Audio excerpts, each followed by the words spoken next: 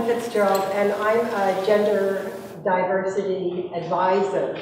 And as Martina said, I practiced law for 20 years. When she said I was a recovered lawyer, that's actually wrong. I'm recovering. And people joke about that. I know a lot of recovered lawyers, but the thing is, if you do sexual harassment investigations for long enough, you will realize you're causing the problem. Like you're just adding to making things worse than they really are. So I decided to go on the good side and help people create more gender balanced workplaces.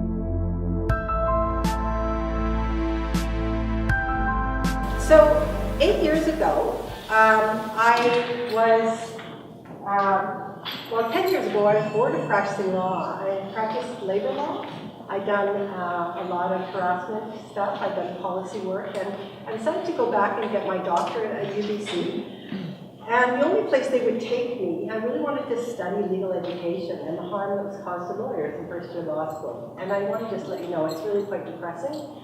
But, so I was studying away and trying to figure out what it is I wanted to do in between. Because what happens, of course, when you shift from being a workaholic as a lawyer and then shift to being a student, it opened up all of these possibilities. About 3 months into researching all this, I actually fell asleep on my research. I was so bored, I couldn't stand it any longer. And then I thought, well, what was boring me? And then I went to a used bookstore in our neighborhood and I found this book. This changed my life. Has anybody seen this book before?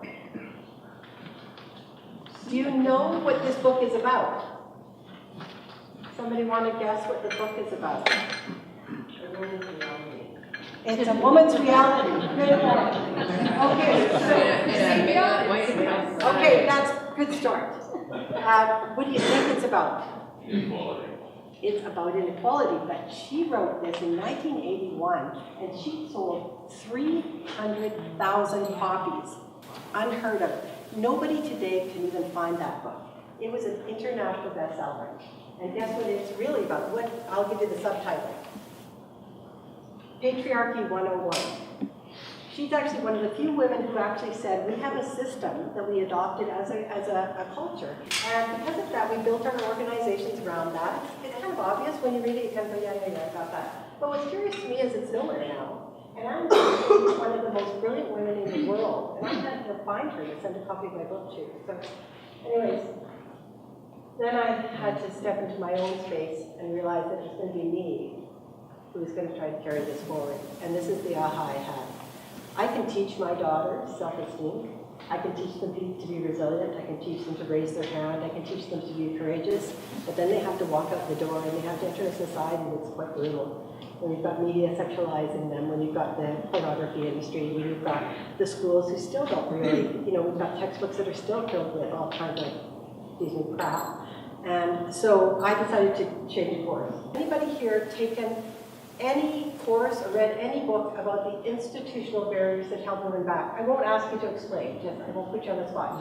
Just tell me, do you know what I mean by institutional barriers that hold women back?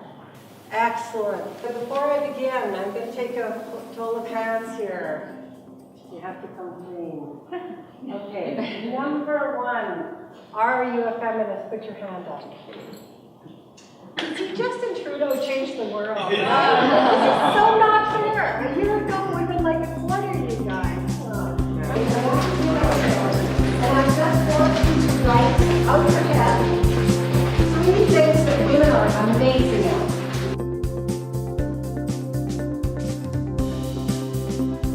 And we heard somebody asking questions. So they'd say, what color is the wall? And you would say white. And on the other side of the screen, we were...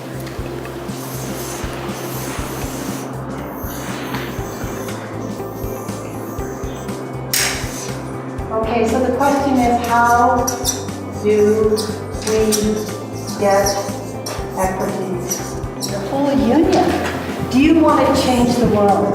And the reason I put it like this is because, if you have an interest in religion or spirituality, or you have an interest in particular types of discrimination against, the numerous list, then that's what you choose to do. And I know that you're a very diverse group today, and and I always say, go to what you care about, really. I care about at all. So I wrote books on motherhood and society and the corporations. But there is so much more.